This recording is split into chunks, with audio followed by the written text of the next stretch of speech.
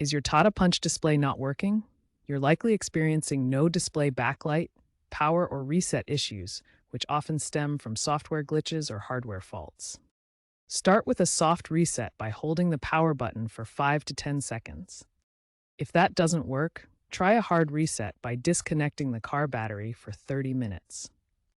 Check your battery voltage. A low voltage below 12 volts can cause the system to shut down.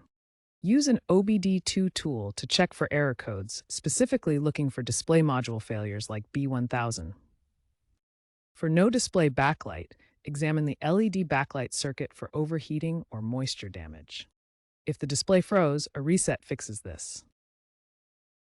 Remember that most issues are software related, so you may want to reflash the firmware via Tata's service portal to resolve persistent bugs.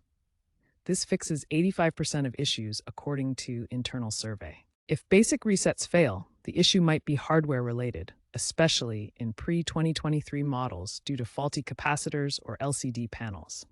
These require dealership intervention with costs between $2,000 to $5,000.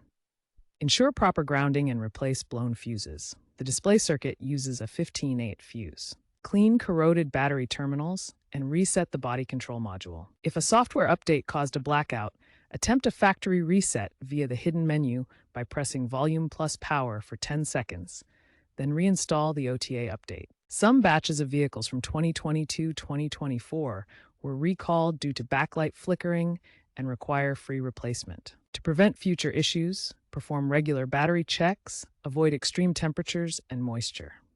Consider AI-driven diagnostic tools available in Punch EV variants, and remember third-party repairs could void the warranty.